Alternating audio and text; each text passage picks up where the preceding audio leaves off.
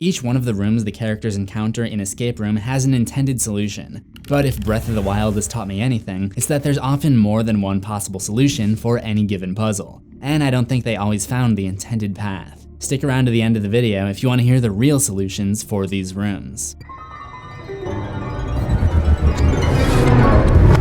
Welcome back to Things You Missed, and Happy New Year 2019. I've got an exciting week packed with content for you this week, and to kick it all off, we're going to be covering some of the hidden details and their meanings in the first horror movie of the year, Escape Room.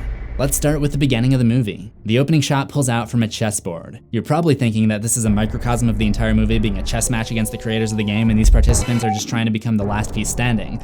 There's actually a little bit more to it than that. When Zoe heads back to her dorm after class, there's a poster advertising a chess group meeting at the college. That might be where she gets some of her deductive reasoning skills, because I spotted a chess piece in her room.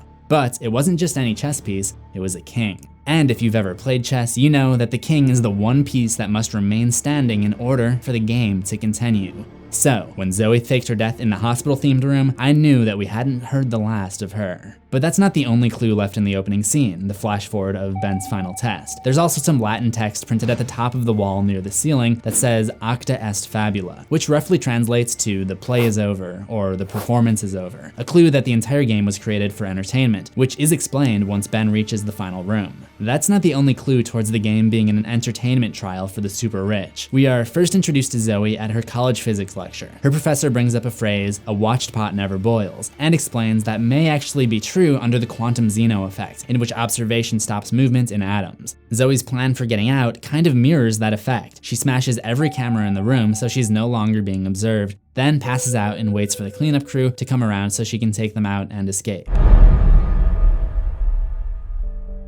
After that lecture, she has a little chat with her professor, who tells her that reducing variables won't change the outcome. At the time, it's more of a reference to her life choices of being an introvert, but you could also apply it to the game and say she's doomed to eventually lose no matter what. The name of the company who runs the escape room is Minos. The logo of this company is explained in the movie, but its name is not. It goes back to ancient Greek mythology. Minos is the first king of Crete, who commanded that 7 young boys and 7 young girls be sent into the labyrinth, a giant maze structure that houses a minotaur, with the intention that they would be eaten by the minotaur. In other words, the company being named Minos should have been a huge red flag that the 7 contestants were not meant to survive. 7 seems to be a recurring number throughout the movie as well. In addition to the 7 contestants, when you add in the guy introduced in the game at the winner's room, there are 7 rooms, and the clue in the second room is a 7-letter word. 7, of course, is considered a lucky number, and the winner of each game is considered lucky to be alive. When Zoe and Ben meet up again after getting out alive, they get lunch together on St. Patrick's Day, which is often considered to be a lucky day. But let's get back to when the contestants all meet. Amanda, the redhead girl, reads a newspaper headline about 5 people being burned alive. I would theorize this is another iteration of the game, or a beta testing of the game. The waiting room turns out to be the first trial room, the giant oven. Anyone who's played Ocarina of Time should have figured out how those weight-sensitive pedestals work.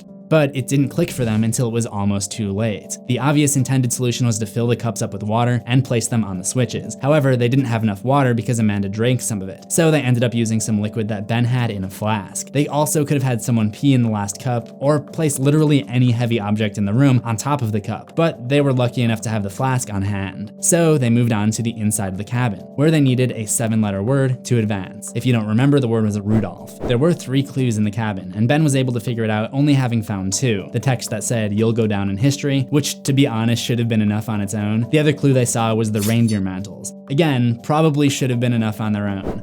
But they didn't seem to notice that the camera in this room is the only one in the game with a blinking red recording light, which could have also tipped them off as a clue pointing to Rudolph's shining red nose. After solving that puzzle, they move on to the ice level. It starts with them finding the jacket, Zoe gets to wear it for a bit, and she discovers the compass with the text, "True North is a lie." This is actually the same compass seen hanging from her mother's pocket when she later has the flashback to the plane crash that killed her family, and the brand of the compass is Stanley London, and London happens to be the location that she buys plane tickets to in order to infiltrate Minos at the end of the movie. Meanwhile, Mike gets distracted by the husky dog, which matches the description of his old dog that he told everyone about when they're all still in the waiting room. This leads to him finding the fishing rod in the tree, the compass leads to the magnet, and the magnet goes on the bottom of the fishing rod to help them find the icebox, which has the key. This is where the intended solution is a little bit unclear. I don't really buy that they're supposed to use the warmth of their hands to melt the ice. I do have a theory though. There's one object that's never used, the thermometer. Maybe they're supposed to break open the thermometer and spill out the mercury on the ice block. I looked it up, and I guess mercury is not flammable, but in the presence of water, it can become explosive. This is assuming that they don't lose the lighter, which they do when Danny falls through the ice. If you're an expert on chemistry, let me know if that would actually work, because honestly, I have no idea. They also could have potentially started a fire using the branches from the tree, so there may have been more than one solution there. Next room is the upside down 8-ball room, where the song Downtown plays over and over on repeat. Everything they need to know to solve this puzzle is in the lyrics if they had only stopped to listen. Just listen to the music of the traffic in the city. It's literally telling them, stop and listen to the music first. Linger on the sidewalk where the neon signs are pretty. How can you lose? In this case, the sidewalk is the area on the sides of the room where the floor isn't falling away, and the neon signs are the color-coded puzzles which correspond to the numbered balls on the pool table. It's telling them that if they study these signs, they won't lose. Downtown, things will be great when you're downtown. This line is a bit trickier, but it's basically telling them to go down. But since the room is upside down, they really need to go up, and that's where Amanda finds the safe. When you've got worries, all the noise and the hurry seems to help, I know. Downtown. This just lets them know that they have limited time to solve the room. Don't hang around and let your problems surround you. There are movie shows downtown. Amanda ends up hanging from the telephone wire, and the problems that surround her are the bottomless pits on each side of her. I mean, not bottomless, but you know what I mean. She sits there and hangs around and ends up paying the price for it. And you may find somebody kind to help and understand you. Someone who is just like you and needs a gentle hand to guide them along.